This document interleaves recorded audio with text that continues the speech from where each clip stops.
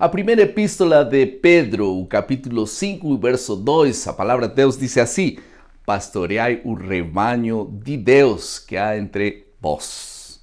Provavelmente um dos assuntos mais relevantes na epístola de Pedro é o pastoreio e cuidado de pessoas. O cajado é um dos símbolos mais representativos do cuidado de pessoas. Não é para bater, não é tampouco para desafiar. Esse cajado serve para cuidar, para proteger. Por isso, talvez um dos encargos mais importantes que Deus fez a seus líderes, principalmente a seus discípulos, é cuidem de pessoas. Parece que esse é um dos temas mais importantes da lição de Pedro, na primeira epístola e também na segunda epístola. Vamos falar neste trimestre e nessa semana especificamente de 5 assuntos que são os principais temas dessa semana. Tudo relacionado com a salvação. Vocês podem ver aqui? Ok, agora sim. Preço da salvação, a resposta à salvação, a esperança de salvação, ou conduzindo pessoas para a salvação e o manual da salvação. Todos esses temas são presentes na carta de Pedro e nós vamos recapitular um pouquinho mais sobre esse tema agora. Tudo bem? Vamos ao primeiro assunto, que tem que ver com o preço da salvação. Pedro disse que a salvação não tem preço. Não é com ouro nem com prata que nós conseguimos a salvação. A Bíblia diz que é a misericórdia e a graça de Deus. Vocês podem ver isso em 1 Pedro 1, 18 e 19. Nós vamos colocar esse esboço aí embaixo para que vocês possam ter uma referência do que nós estamos falando, dos títulos e também dos versos principais. Um assunto interessante nesse tema da salvação é o sacrifício que Jesus fez. Sacrifício tem que ver com duas palavras fundamentalmente: sangue e sofrimento. Um animal que morria sofria por um lado e por outro lado ele derramava sangue. Agora, sangue é símbolo de vida. E quando Jesus deu o sangue, ele deu a vida também. Por isso é que a Bíblia diz, 1 Pedro 1:2, que o sangue é símbolo de expiação. Sem sangue não se podia expiar os pecados da humanidade. E por outro lado, sofrimento. Por que sofrimento? Porque o sofrimento nos comove. As pessoas não nascemos para sofrer. E quando uma pessoa vê sofrer outra pessoa, se comove muito. E quando Jesus morreu e sofreu, o propósito também era que os seres humanos se comovieram com isso e pudessem aceitar esse sangue que foi derramado pelas pessoas pecadoras. Esse propósito santo, tomara todos nós possamos nos comover com o sofrimento de Jesus e poder reagir aceitando o sacrifício que ele fez. Segundo lugar, nós estudamos agora sobre a resposta a esse sacrifício, resposta a essa salvação que Deus nos oferece. Como nós podemos responder? A Bíblia diz que, portanto, depois de ver todo esse sacrifício que ele fez e toda essa salvação que ele otorgou à criatura humana, como nós podemos reagir? Nós vemos 3 reações importantíssimas nesse sentido. Pedro disse que nós devemos viver em santidade. Se você aprecia a salvação que Deus deu, então viva em santidade. Isso diz 2 Pedro 3:11. Por outro lado, a Bíblia diz também em 1 Pedro 3, 8 e 9, devemos viver em amor uns com os outros e humildemente, porque quem é arrogante é porque não tem a salvação.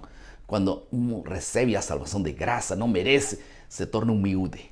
Então, uma reação posterior à salvação sempre vai ser a humildade e a generosidade de uns com os outros. Finalmente, um desafio, um assunto, uma resposta à salvação é que nós podemos crescer. Nós devemos crescer. Deus não nos salva para viver estagnados, sino para desenvolver-nos cada dia mais e mais. Segundo Pedro 3,18, diz que devemos crescer na graça, no conhecimento de Jesus Cristo. Tomara todos nós possamos cada dia estar um degrau mais. Esse é o grande desejo de Deus. Em terceiro lugar, nós vemos a esperança da salvação. Esperança está falando aqui no contexto da vinda de Jesus, de juízo.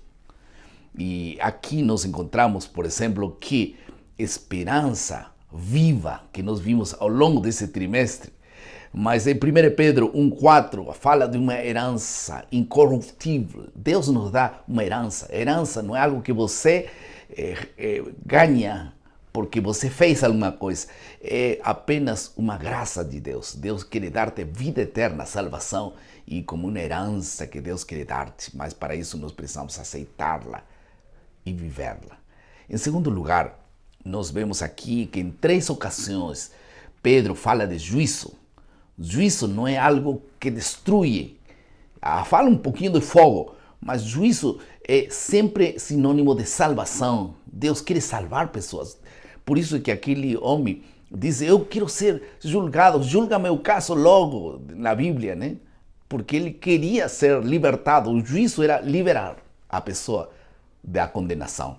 E Deus quer que nós possamos ser liberados naquele grande dia da volta de Jesus para ser salvos na graça de Deus para sempre. Um outro assunto que a lição fala, em quarto lugar, é a condução de pessoas para a salvação. Este assunto que é traduzido como uma ordenança, que tem que ver com a cultura, o país e o estado onde nós moramos, mas eu gostaria de me concentrar um pouquinho mais na ordenança para a igreja, o povo de Deus. A ordenança foi cuida de pessoas, não só cuida deles, sino também pastoreia-los. Esse texto de 1 Pedro 5,3, depois 1 Pedro 5,2, diz que nós recebimos uma ordem, uma espécie de mandato, um mandamento para cuidar de pessoas. Não existe coisa maior e mais linda na vida que poder ser cuidadores de outras pessoas. Não que somos melhores para cuidar dos piores, não é assim. Enquanto você cuida de outras pessoas, Deus vai te abençoar, porque nós fomos salvos para cuidar de outras pessoas.